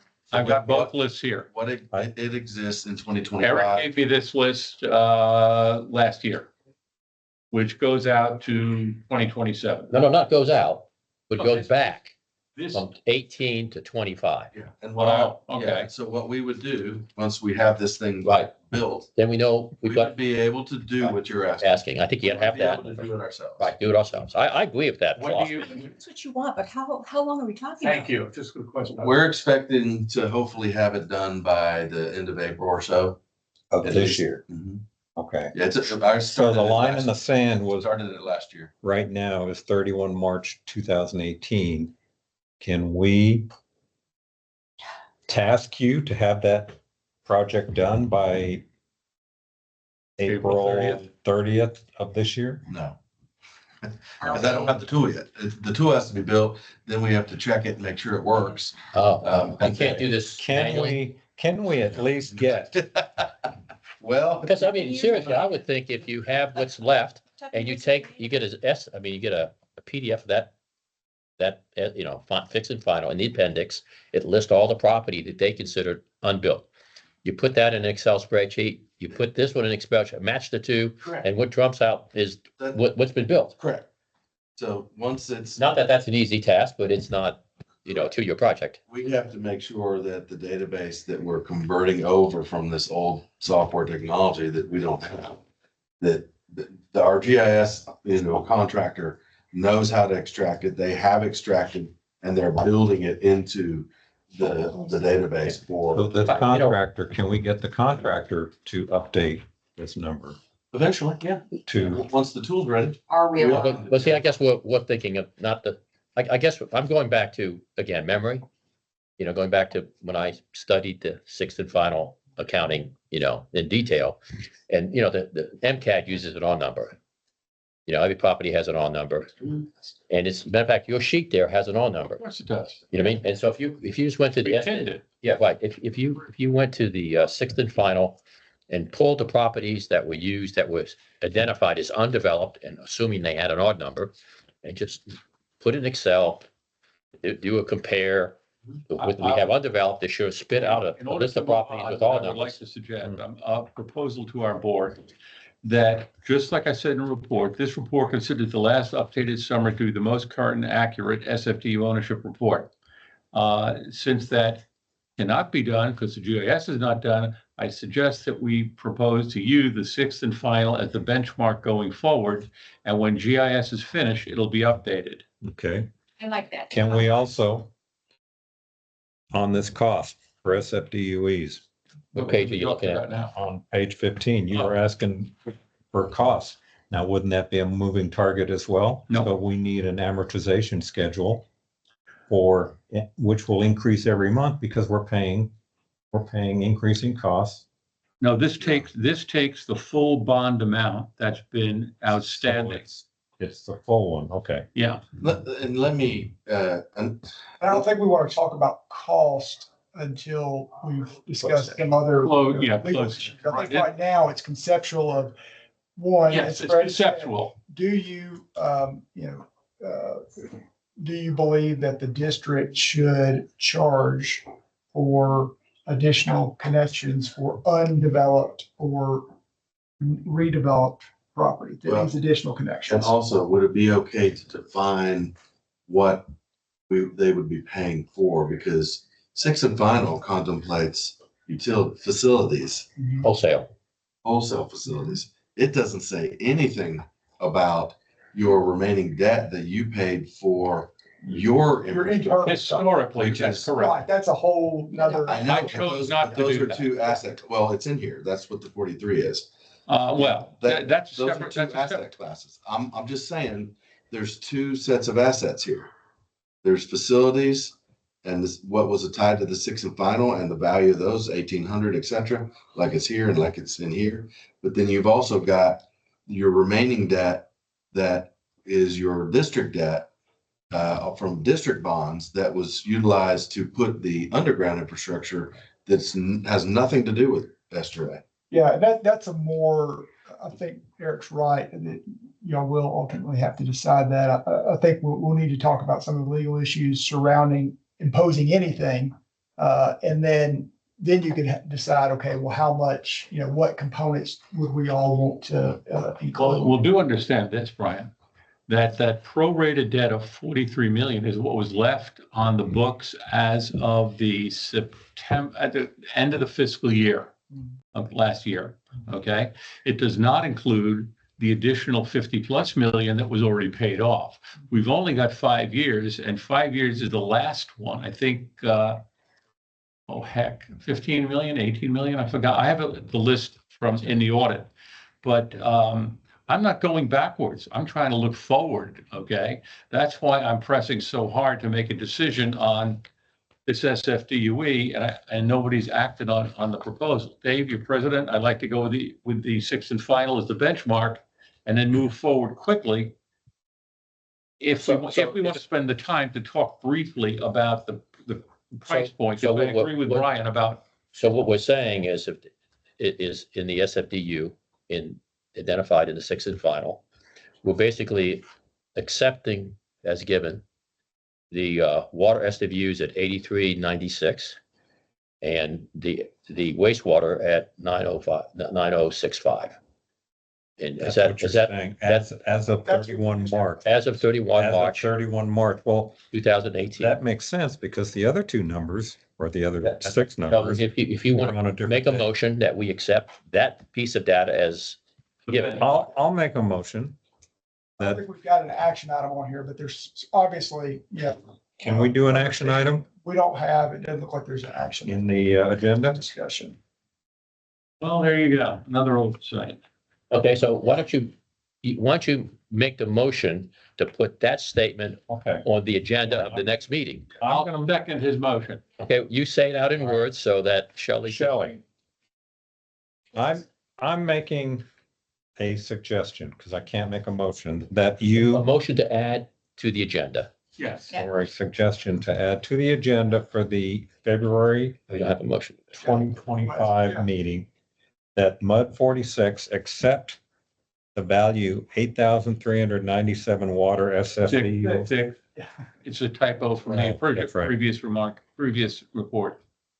And 9,065 SFDUEs as of 31 March 2018. I'll second. As a benchmark. I feel kind of dumb saying this because it was codified in the Sixth and Final Right. accounting I agree. anyway. Yeah, I don't know that you need, I mean, if it makes you feel better. Makes you feel better. Yeah. to make the So that- baseline, but you're already obligated, you already paid for it. It's already Yeah. a Okay. contractual item. I don't know that there's. Now, the last question has nothing to do with numbers. Okay, so we're gonna put that in agenda. Yep. You don't need a vote. Yeah. Yeah, we'll put it on. the I would like agenda. to make a proposal that going forward, MUD 46 will require that any developer who develops or redevelops property within the confines of MUD 46 must prepay, number yet to be determined, for whatever their SFDUE forecast is. Pay for it when they make that recommendation. Otherwise, there's no obligation on our part to serve them. Anybody care to second? So, Or I'd like to make a comment. Well, you can second, then I'd like to make a comment. Does that have any ramifications? I think to the legal Can- things you? Yeah, I'm Yeah, I wondering. mean, I think it's conceptually, does the board want to charge for additional capacity? If so, then we need to get into the legal issues associated with doing that, which will be the next meeting. So Okay. agenda for next meeting? What's that? I mean, are we voting on it or? So, I just, So I'm- I guess my comment, I don't know whether we do comment before we motion that Fred, the problem I have with that is, one, we don't have anything before us from a developer. You mean, we in essence have bought all this stuff already. Understand? We bought it all. Okay, but if we perpetuate the continuation of what we've done in the past, we're basically taking that money and putting it in the wastewater SFDU. We think it's going right down the toilet. I guess I see that there is an approach in that, you know, that if you look at page 15, which we really can't discuss, I guess it's beyond policy.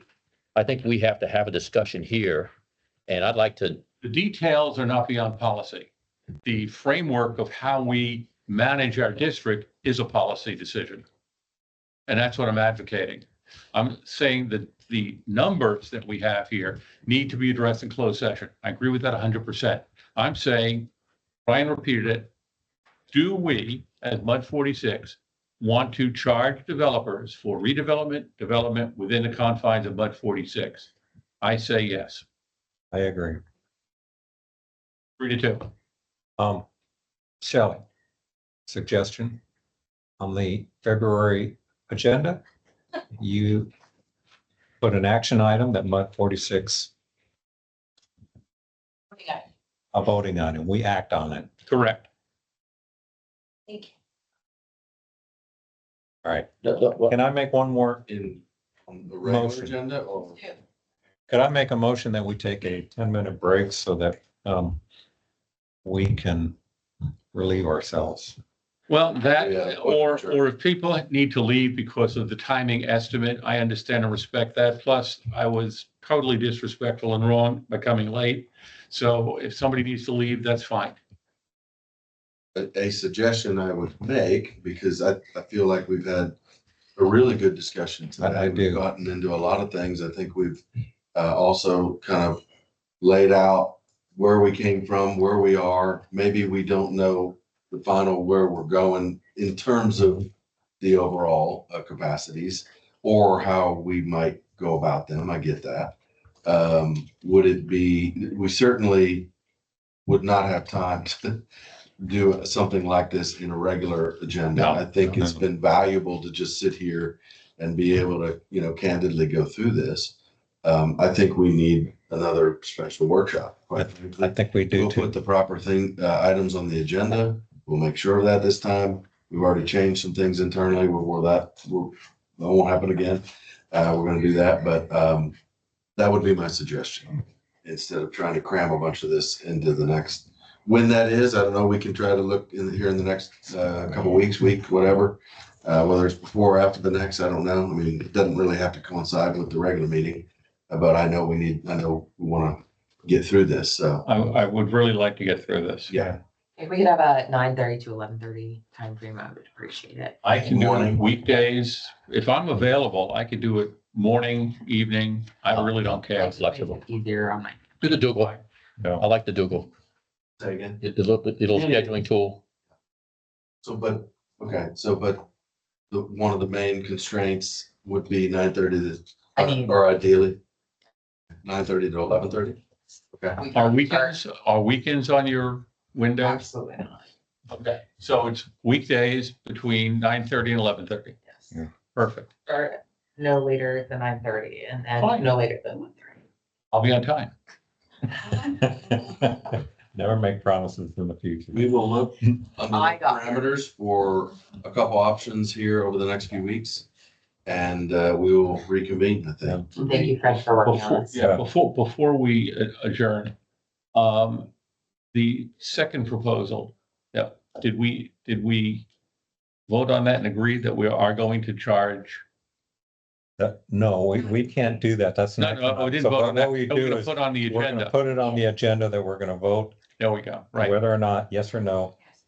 to The only charge. thing that's up in the air, as far as I can see after all this that's gone down today, is that he wants to wait for a number at the end, the computer system being souped up and ready to work that we can use as a setting point. That's what I I got. have no problem with that, but in the event between today and sometime in the future, call it the end of April, call it the end of June, we don't know. GIS is a moving target, and I respect that, I got it, I have no problem with that. But a developer might come up and say, hey, I need 300. I totally agree with you, Fred. I totally agree with you. Yeah. I would have liked to, myself, I would have liked to have come up, I'm thinking of the founding fathers. Do we use inches or centimeters? What do yards mean? Why are we using a mile? I want some kind of solidified concept of what we're using as our base. But I understand his point of view too. I get it, but it's gonna push it out, push it out, push it out, push it out. Yeah, I mean, when that call comes in, that's what we do today, is we go to 6 and final, what was contemplated for that tract at that time, and does it mesh with what we're being asked or not? And if it doesn't, then we would bring it to you. If it's way out of line, if the tract was contemplated at 100 and he wants 300, we would say, don't have that, either go away or Mr. Developer, or I would bring it back to the board and say, okay, here's our situation. That's not happening on those levels, but if it did, you would hear about it. We're Right, not- it'd be as next. Yeah, This page, which if you could have somebody make a copy of this and give it to the directors, that page, yes. What that will do, will give you by undeveloped property in MUD 46, the SFDUEs from the benchmark that we just agreed to have, along with what was forecasted as of the time that this was done, which was last year, 7/21/24. 20, this taking 23, Yeah, I think, didn't it? It says 24, what do I know? Okay, oh, I'm looking at a different date. no, this up here, this Yeah, form, that's, yeah. yeah. But But this tells you exactly what you're looking for. Because this is the most recent forecast as of then. Nothing's transpired since. My only concern is between now and then, something could slip between the cracks that we're obligated for. We already have a system to protect that. Oh, good. All right, We're not, yeah, there's no slipping through the cracks. good. Like I said, an undeveloped tract comes to us, we look at Right. that. What did we have? What are you asking for? If it fits with what you are paid, we say we're good. If not, then we would, Well, except that we haven't billed them anything and we have no intention to. If we continue with historical precedent. we're not- Fred, the comment I'd have is that, that doesn't work that fast. yeah, Oh, good. yeah, no, it doesn't, one, it doesn't work that fast. The second thing is, I'd like to see people pay for the SFDUs. Yes. You mean, as a philosophy. But if we start passing stuff, then tomorrow, someone can come up and say, we want to buy it. And we haven't established a price. And I think we need to understand the price, we're talking about a concept that is alien to this arena. But Fred Right. came up- And I don't disagree with it. I'm sort of shocked they haven't paid for SFDUs already, but I think we need to understand, we're gonna adopt a policy that, you have to pay for an SFDUs. Now we have to talk about price, and I think there's a gap but Fred, between you know, price yeah, and philosophy. Is there a relationship between future land use designation and the price for SDFU?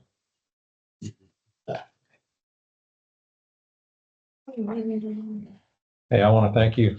We need to get bigger paper and larger print. Don't worry, nobody said any negative comments about you being late. I did. It was embarrassing enough. It feels huge. The watch point- The dog ate your watch or what? There you go. On all costs, Yeah, Fully burdened on our yeah, previous costs. yeah. And that number was developed by Adam No, Cohen at that- Bear. It started as a nonprofit, which wasn't run by a business, and every nonprofit has to actually be run by a business. Of course.